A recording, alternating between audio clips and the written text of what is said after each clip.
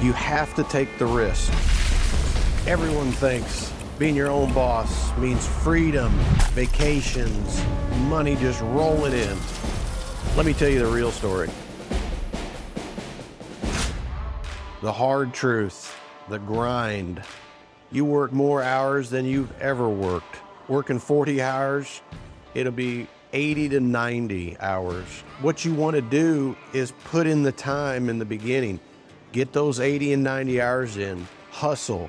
No weekends, no days off. Just grind. Your employees might make more than you in the beginning. Your employees should be making good money if you eventually want to be able to separate yourself and have some of those vacations and go do some of those hobbies. You have to pay your employees well. But in the beginning, those employees are going to be making more than you. You have to take the risk. And guess what? They get the paycheck. In the beginning, everyone becomes a business expert. Family and friends will all have advice, but none with the experience. Everybody says, you got to do it this way, you got to do it that way. And hey, if those family members own their own business, have been doing it for 20 years, take the advice. But on average, the employees, they all have an opinion and advice. Most of your family always has the opinion and advice. Everyone's got an opinion, just like everyone has an asshole. Take that with a grain of salt. You have to do it your way. That's the reason you're going out and starting your own business. You have to find what works for you. You figured out a niche, or you're figuring out a niche. You know that what you're offering is needed out there. Finding how to do it is the hardest part. You may be in the construction field and you're a great excavator, or you run equipment really well, or maybe you're in the dump trucking business and you've been running your own dump truck, or you decided to go out and get your own dump truck, maybe buy a few extras, have some employees, the dispatching, the accounting, the billing. If you don't set up all of those in the very beginning, getting systems in place for when shit does hit the fan, and it will, something's gonna break down, billing, there's 100 different things.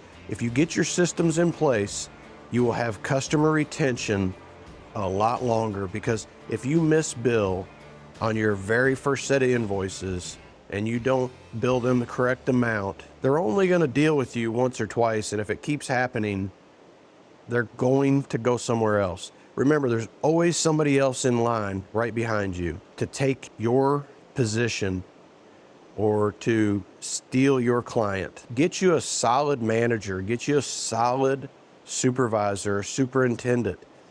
Get you someone that you can trust.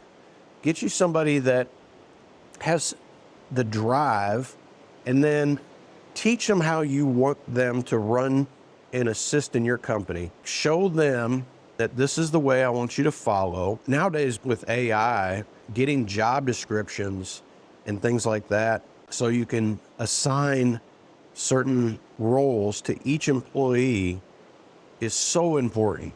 And it gives them a guide. Don't allow any of your employees to only, oh, that's not my job, I don't do that. All your employees better be versatile. They better want to learn a new role. They better want to move up. Even in a small company of 2 or 3 employees, you may not give them that role of supervisor or, vice president, CEO. There may not be those roles, even if you're just 2 or 3 employees, obviously. But when I say moving up, sometimes just moving up in pay for them. Allow them to also learn with you. I'm not a huge meetings guy. I don't have a lot of meetings. I meet with who's important, and I meet with what's important at that time with only those individuals. I don't have, besides for like 3 times a year, a big company meeting.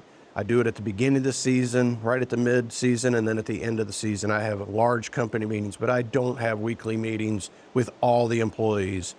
I meet with my supervisors or my foreman or I meet with them individually to discuss a certain job issue or what we're trying to accomplish on this job. I meet with the accountants about their problems. I meet with my clients as needed. Nowadays, after 2020, everybody's just sends emails, does Zoom meetings. It works out.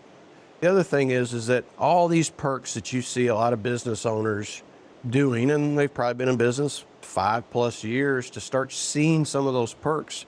But for the first 5 years, put your head down and work. The perks will come later, and you will have earned them and appreciate them.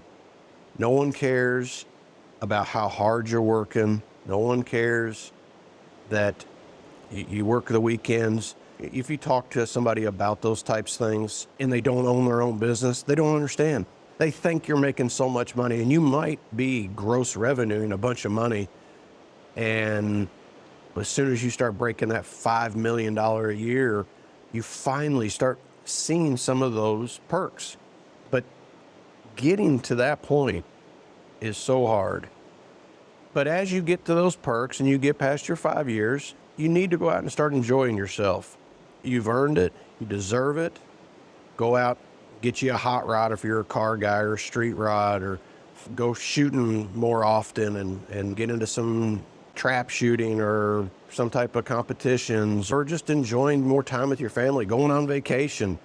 Get you plenty of money in the bank. And when you have that plenty of money in the bank, go get you a line of credit, because the banks will not loan you any money when you don't have any money. A bank is only going to loan you money when you don't need it. And when you need that money, they won't give it to you. At your highest, when you hit that 3-4 year, 5 year mark, and you're making $2, $3, $4 million a year gross revenue, and you're showing some profit, go get you a $50,000 line of credit, $100,000 line of credit. The rule of thumb, and it's hard to get, especially these local banks, especially as everything is tightened up. The rule of thumb is for about every gross revenue of $1 million, you should have $100,000 worth of working capital or line of credit. So if you're doing $3 million, you should have $300,000 for the line.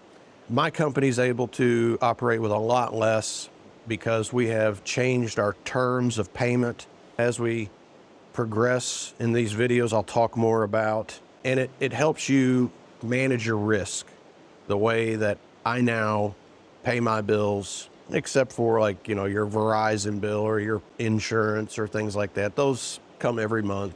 You have no choice. But a lot of your vendors, even your suppliers, you can work those terms. You might have to pay a little bit of interest on them, but working those terms, if you work them right, and working with your vendors to create better terms with them to get paid quicker, you can work them to where you're never actually using your own money.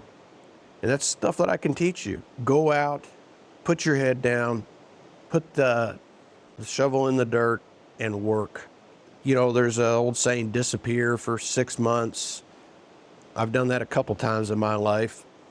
If you know some of my stories, you know that I've had a few financial ups and downs in my life.